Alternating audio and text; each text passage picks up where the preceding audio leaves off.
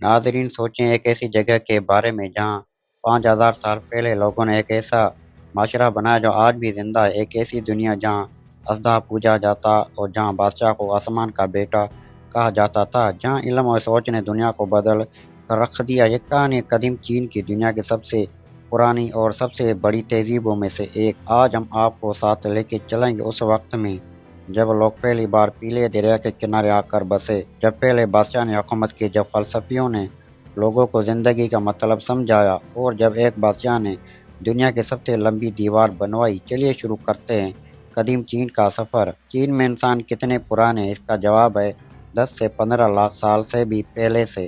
सन 1929 में बीजिंग के करीब एक पुरानी गार में खुदाई हुई। वहां से एक बहुत पुरानी इंसानी खोपड़ी मिली। साइंसदानों ने उसे नाम दिया पेकिंग मैन। यह इंसान 5 लाख साल पहले चीन में रहता था। वो आग जलाता, औजार बनाता और गारों में जिंदगी गुजारता था। लेकिन असल कहानी शुरू होती है तकरीबन 10,000 साल पहले से। उस वक्त चीन के शिमाल में पीले दरिया के किनारे लोग आकर बसने लगे। वो खेती करते, मिट्टी के बर्तन बनाते और छोटे गांव बसाते थे। यही वो शुरुआत थी जहाँ से चीनी तहजीब का आगाज हुआ। 7,000 साल पुरानी यांगशाऊ बस्ती की खुदाई में रंगीन बर्तन और खेती के निशान मिले हैं। चीन चीन सिर्फ एक मुल्क नहीं, यह एक पूरी तहजीब है और उसकी जड़ें बहुत ही गहरी हैं। हर पुरानी तहजीब में कुछ अफसानवी हस्तियां भी होती हैं। चीन उनको कहते हैं 3 हुक्मरान और 5 बादशाह। ये आम इंसान नहीं थे। चीनी रवायात में कहते हैं ये देवता जैसे लोग थे जिन्होंने इंसान को जीना सिखाया। फुई जिसने मछली पकड़ना और लिखना सिखाया। शेन नोंग जिसने खेती और दवाई दरियाफ्त की। उसे चीनी तिब्ब का बाप भी कहते हैं। हवांग दी यानी पीला बादशाह जिसने 2698 कबल मसीह में हुकूमत की, वो लिखाई और रेशम का बानी माना जाता है। फिर आए शाह याओ और शुन, 2 अच्छे बादशाह जो अपने लोगों के लिए हर वक्त काम करते थे। और फिर आया ज़िया खानदान। ज़िया खानदान तकरीबन 2100 से 1600 कबल मसीह तक चीन का पहला शाही खानदान माना जाता है। इसका बानी था यू दी अजीम। कहानी यह है कि चीन में बहुत बड़ा सैलाब आया। यू ने 13 साल तक नहरें खोदकर पानी का रुख बदला और लोगों को बचाया। वह इतने काम में मसरूफ रहा कि सालों तक घर जा न सका। यही यू बाद में बादशाह बना और ज़िया खानदान शुरू हुआ। यही वो वक्त था जब चीन में पहली बार बाप की जगह के बाद बेटा बादशाह बनने लगा। 1600 कबल मसीह के आसपास चीन में एक नई तब्दीली आई। ज़िया खानदान के आखिरी बादशाह जिये जो बहुत जालिम था, को हरा दिया गया और शुरू हुआ शांग खानदान। शांग खानदान तकरीबन 1600 से 1040 कबल मसीह तक चीन का पहला ऐसा खानदान है जिसके सबूत हमें आज भी मिलते हैं। उस दौर में 3 बड़ी बातें हुई। पहली, लिखाई का आगाज।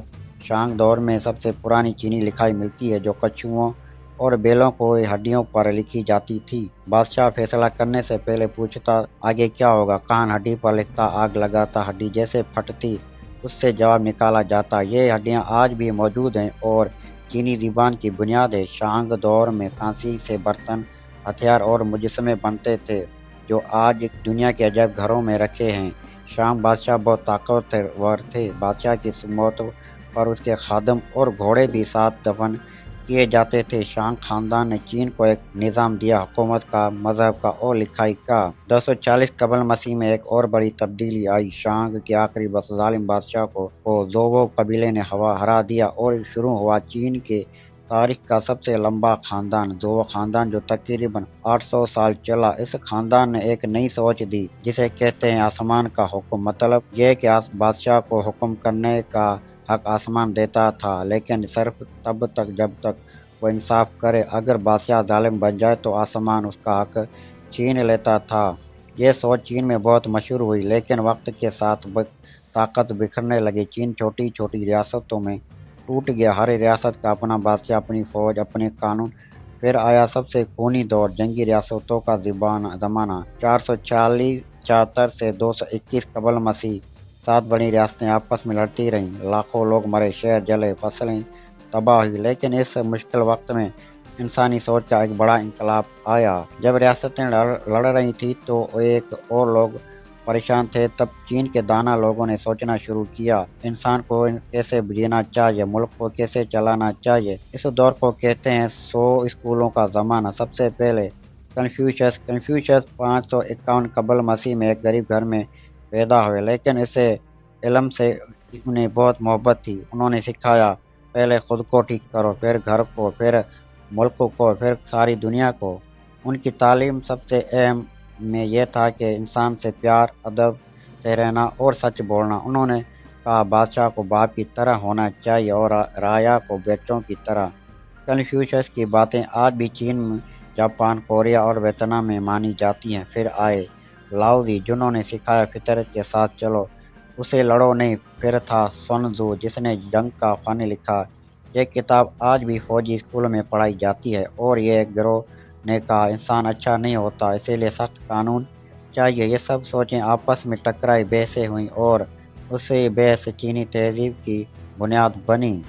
جنگی ریاستوں کا دور ختم ہونے والا تھا۔ 100 ریاستوں میں سے ایک چین سب سے زیادہ طاقتور نکلی۔ اس ریاست کا بادشاہ تھا ایک ایسا آدمی جو پوری دنیا بدلنا چاہتا تھا۔ اس کا نام تھا ینگ زینگ۔ وہ صرف 13 سال کی عمر میں بادشاہ بنا اور پھر جب وہ 30 سال کا ہوا، اس نے ایک ایک کر کے باقی سب ریاستیں جیت لی۔ 221 قبل مسیح میں پہلی بار پورا چین ایک ہو گیا۔ اس نے خود کو نام دیا چین کا پہلا شہنشاہ۔ اس نے پورے چین میں ایک ہی لکھائی لازمی کر دی، ایک ہی سکہ، ایک ہی ناپ توڑ، ایک ہی قانون۔ سڑکیں اور نہریں بنوائی۔ جن کتابوں سے اختلاف تھا انہیں جلا دیا گیا اور کچھ عالموں کو سزا دی گئی۔ وہ بہت ڈرتا تھا، خاص طور پر موت سے۔ وہ ہر رات الگ کمرے میں سوتا تاکہ کوئی اسے ڈھونڈ نہ سکے۔ اس نے ہمیشہ جینے کی دوائیں ڈھونڈنے کے لیے لوگوں کو دور دراز بھیجا، لیکن ایسی دوا نہ ملی۔ آخر 210 قبل مسیح میں ایک سفر کے دوران اس کا انتقال ہو گیا۔ کہتے ہیں سپارے کی دوائی کھانے سے مرا، جنہیں وہ زندگی کی دوا سمجھتا تھا۔ وہ صرف 15 سال بادشاہ رہا، لیکن اس کا اثر ہزاروں سال تک رہا۔ آج لفظ چائنا بھی چین سے ہی نکلا ہے۔ چن شی ہوانگ نے 2 ایسی چیزیں بنوائیں جو آج بھی دنیا کو حیران کرتی ہیں۔ شمال سے خانہ بدوش قبائل بار بار چین میں حملہ کرتے تھے۔ شہنشاہ نے حکم دیا ایسی دیوار بنا جو پوری سرحد کو بند کر دے۔ لاکھوں مزدور، قیدی اور سپاہی اس کام پر لگائے گئے۔ ہزاروں لوگ کام کرتے کرتے مرے اور دیوار کے اندر دفن ہوئے۔ اسی لیے اسے دنیا کا سب سے لمبا قبرستان بھی کہتے ہیں۔ یہ دیوار آگے چل کر مختلف بادشاہوں نے اور بڑی کی اور آج یہ 13,000 میل سے بھی لمبی ہے۔ یہ انسانی محنت کی سب سے بڑی نشانی میں سے ہے۔ مٹی کا لشکر یعنی ٹیرا کوٹا آرمی۔ 1974 میں چین کے ایک گاؤں میں ایک کسان کنواں کھود رہے تھے۔ اچانک کدال کسی سخت چیز سے ٹکرائی، کھدائی شروع ہوئی اور دنیا دنگ رہ گئی۔ زمین کے اندر 8,000 سے زیادہ مٹی کے سپاہی تھے، ہر ایک کا چہرہ الگ، ہاتھ میں اصلی ہتھیار، ساتھ گھوڑے اور رتھ بھی۔ ایک پوری فوج مٹی سے بنی۔ یہ فوج اس لیے بنائی گئی تھی کہ مرنے کے بعد بھی شہنشاہ محفوظ رہے۔ آج یہ دنیا کی سب سے بڑی تاریخی دریافتوں میں سے ایک ہے اور کھدائی ابھی جاری ہے۔ چن شی ہوانگ کے مرنے کے بعد اس کی سلطنت جلد بکھر گئی۔ صرف 4 سال میں ہر طرف لڑائی شروع ہو گئی۔ اس ہنگامے میں سے ابھرا ایک عام کسان لیو بانگ۔ اس نے لڑ کر سب کو ہرایا اور ہان خاندان کی بنیاد رکھی۔ ہان خاندان 206 قبل مسیح سے 220 قبل مسیح تک چین کا سنہری دور تھا۔ آج بھی چینی لوگ خود کو ہان چینی کہتے ہیں۔ اس خاندان کی یاد میں اس کے دور میں کنفیوشس کی تعلیم سرکاری بنی۔ امتحان کا نظام شروع ہوا۔ اب باپ کا نام کام آتا، نہ دولت، بس قابلیت چاہیے تھی۔ کاغذ بنا۔ ایک شخص نے کاغذ بنایا۔ یہ دنیا کی سب سے بڑی ایجادوں میں سے ایک تھی۔ ریشم کا راستہ کھلا۔ چین کا مغرب سے تجارتی رابطہ ہوا۔ چین سے ریشم جاتا اور مغرب سے نئی چیزیں آتی، کمپاس، بارود اور چھاپا خانہ۔ یہ بڑی ایجادیں اسی دور میں پروان چڑھیں۔ فوجی طاقت بڑھی۔ شمال کی حملہ آور قبائل کو دور دھکیلا گیا۔ کوریا اور ویتنام تک چین کی سرحد پہنچ گئی۔ ہان دور بعد میں اندرونی لڑائیوں سے ختم ہوا، لیکن اس نے چین کو ایک نئی پہچان دی جو آج تک قائم ہے۔ قدیم چین نے دنیا کو کاغذ دیا جس پر علم لکھا گیا، چھاپا خانہ جس سے علم پھیلا، بارود جس نے دنیا بدلی، کمپاس جس سے راستے ملے۔ لیکن سب سے بڑی بات یہ تھی کہ یہ سوچ کہ ملک میں انصاف ہونا چاہیے، علم کی قدر ہونی چاہیے اور ہر انسان کو اپنی محنت سے آگے بڑھنے کا موقع ملنا چاہیے۔ چین کی یہ کہانی ضیا سے شروع ہو کر شانگ، زوو، چین اور ہان تک یہ کوئی سیدھی لکیر نہیں۔ یہ ایک ندی ہے جو پہاڑوں سے اترتی ہے، کبھی گرتی ہے اور کبھی بکھرتی ہے، لیکن آگے چلتی رہتی ہے۔ آج کا چین اس پرانی تاریخ کی بنیاد پر کھڑا ہے۔ جب بھی آپ دیوار چین دیکھیں یا مٹی کی سپاہیوں کی تصویریں یا کنفیوشس کی کوئی بات پڑھیں، یاد رکھیں یہ صرف پتھر یا مٹی نہیں، یہ ایک زندہ تہذیب کی کہانی ہے۔ اگر یہ ویڈیو اچھی لگے تو لائک کریں، شیئر کریں اور سبسکرائب ضرور کریں۔